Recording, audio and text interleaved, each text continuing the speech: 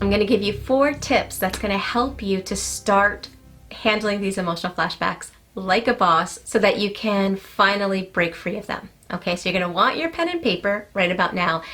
And for anyone that wants assistance breaking through the side effects of complex PTSD, but you can't afford one-on-one coaching, make sure you check out my 3-month workshop. It's on my website, and it's just an awesome program where we're going to work through the side effects, the developmental arrests of complex PTSD together in a small group, in a safe environment where we learn and practice exercises that help us. Okay, so if you want to learn more about that, make sure you check out my website.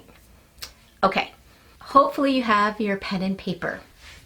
The first step towards healing is becoming increasingly mindful of your triggers. Okay, when I started making a list of my triggers, I realized that the big triggers came to mind quickly, and I was able to write them down.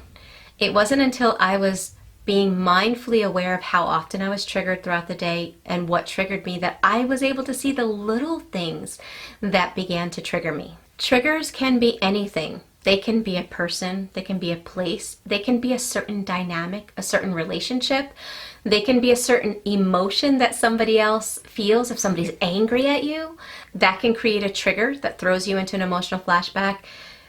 But the interesting thing is, those are very common dynamics for anyone that's been through narcissistic abuse or that has complex PTSD, but a very common trigger that winds up provoking so many emotional flashbacks inside of us is our inner critic.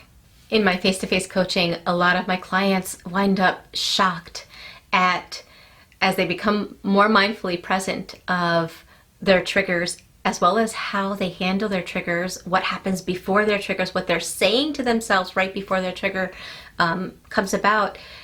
They're shocked at how mean they are to themselves and how similar they talk to themselves to how the abuser spoke with them. Oftentimes, until you're in recovery and you're getting assistance on breaking through these behaviors, you don't even realize how harshly you treat yourself until you're starting to become more mindfully present. So that's the first step. So on your list, on your paper, you can pause this video. I encourage you to pause it and write down the triggers that come to your mind quickly. Those are your most active triggers, you could say.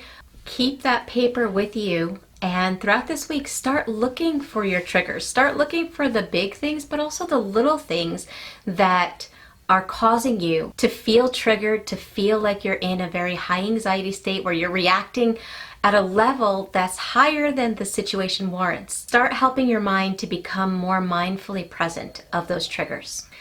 The second thing to help, and this is a step that cannot be eliminated, okay, this really has to be a part of your recovery process, is rebalancing the biochemical changes that are happening in your brain and your body. Okay, what does that mean?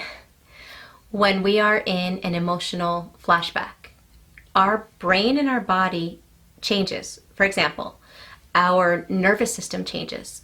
When we're in fight or flight, our breathing changes. We start to breathe shallow from our chest. Also, there are changes in our brain.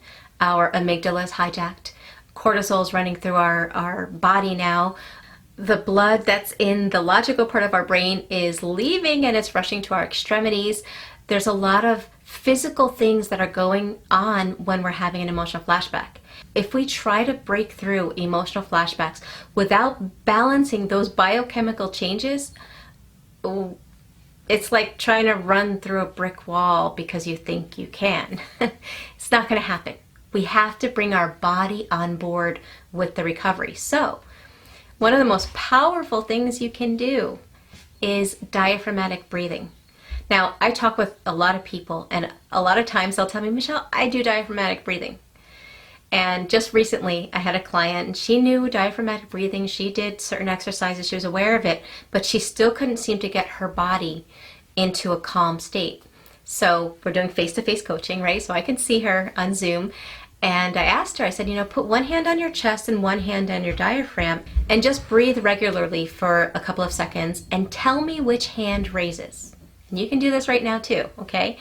Just take a few breaths, just a few regular breaths, and let me know if it's the top hand, the bottom hand, or both.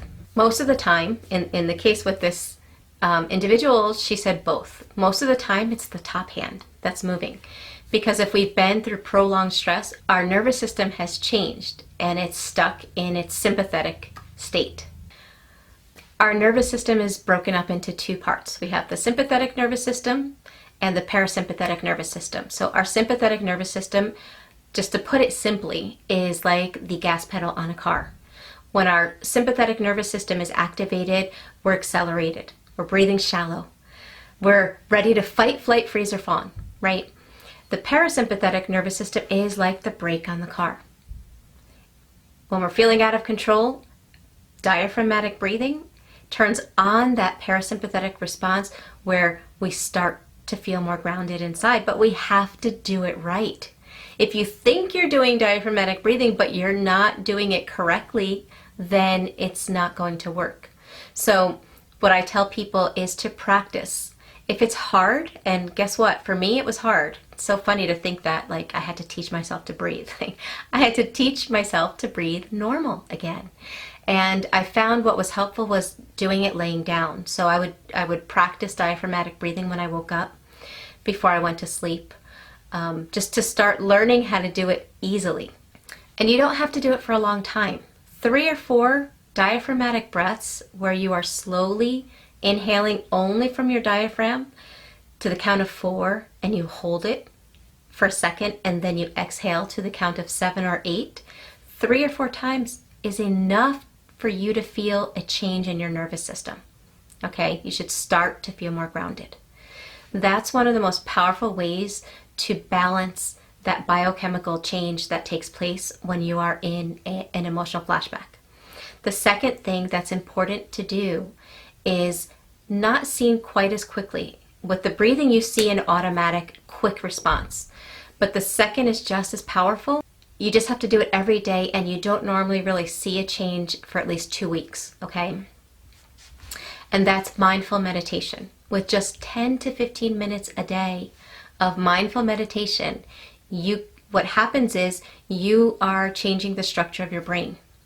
Trauma, prolonged stress, has changed the structure of your brain. Your amygdala is bigger, it's larger, your hippocampus is smaller. So the areas of your brain that work memory, learning are affected, and your fear response is heightened. The way to get back that balance is through mindful meditation.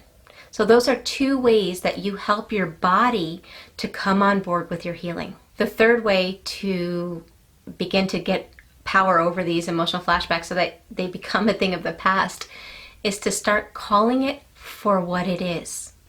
In other words, you feel that trigger come on and you notice it. You start being mindfully present. Oh, I'm being triggered. I feel like I'm being triggered right now. I think I'm having an emotional flashback.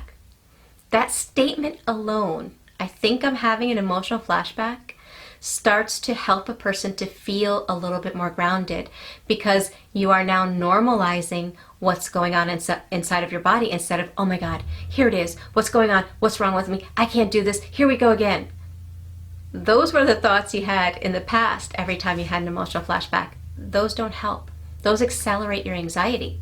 But when you're like, oh, I might be having an emotional flashback, your brain has one foot in your emotional side because you're recognizing the emotion, and you're putting one foot in the logical side of saying, hey, this emotion that I'm feeling, I think is coming from the past. That's basically what that statement says. That alone will help you to start getting grounded, as opposed to the emotional flashback taking off and getting worse. And the last step, and I want to say the most valuable step, but the truth is they're all valuable and they're all necessary, but this step can't be omitted either, and that's to talk compassionately to yourself at that moment. Again, in my face-to-face coaching, when I'm helping people through emotional flashbacks and we talk about them, I'll often ask my clients, what do you say to yourself when that happens? When you feel all those emotions coming up, what do you say to yourself? And I'm in shock at how cruel. They're treating themselves at that moment. I shouldn't say I'm in shock because I understand why. I know that basically what they're doing is, without realizing it, they've internalized the abuse and now they're treating themselves that way. I logically get that. But when I say I'm shocked, it's more like I'm hurt at my heart when I hear how they're talking to themselves. However, when they learn that they don't have to talk to themselves that way and they learn how to have a compassionate dialogue, everything starts changing, everything starts shifting. So what does that sound like? Okay, this is what I encourage my clients to do. When they're having that emotional flashback, the first thing I tell them is to, what I just told you, name what's going on. Oh, I think I'm having an emotional flashback. The second thing is to ask yourself what you're feeling. What emotion is coming up inside of me? The reason that's important is because as a child, you didn't know the emotion that was coming up inside of you. You knew it was overwhelming. You knew you were scared of it, probably, of whatever emotion was coming up. But you didn't have the emotional intelligence as a child, the emotional literacy to handle it. So when we call out the emotion, again, that's another way of calming ourselves inside because we're seeing and caring about what's going on. So what's coming up inside of me? Shame. Let's say that's the emotion that comes up. The next step is to validate and soothe that emotion. In other words, validate it. Help yourself to understand that it's normal, that that's happening due to what you've been through. In other words, saying something like, of course I feel shame right now. This situation, this dynamic is reminding me of this. And when that happened in the past, I was made to feel horrible about myself. I was treated awful. And now the soothing. How sad. I didn't deserve that. That was so wrong. That must have been so hard. How awful that took place. So now you're validating and soothing. The last step is to integrate that piece of you that has just shown up with who you are now. And that's through self-love and self-compassion. And you say to yourself, I understand why you're feeling that shame. It's okay. I love and accept you just as you are. I'm here for you. What do you need? And then we obviously give ourselves whatever we need. But those are the steps to handle emotional flashbacks. And then after you've been through it, after you've gone through these processes, it's repetition.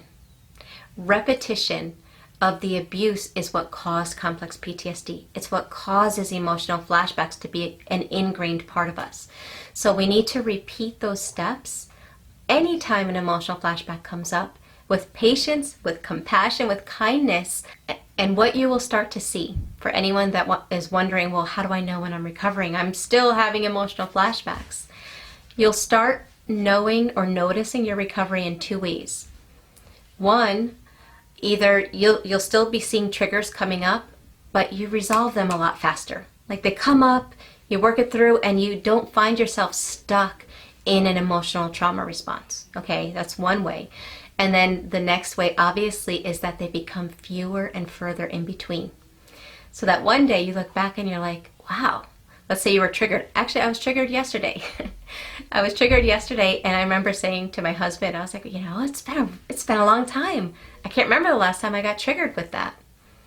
So that's another way you start to see that you're healing, because they become fewer and further in between. I hope this video helps you.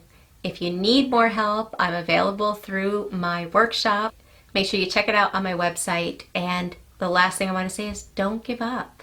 Be patient with yourself. Treat yourself like a loving and kind parent, the one that you deserved to have, whether or not you had one or not. That's how you should treat yourself in order to help your progress to heal faster.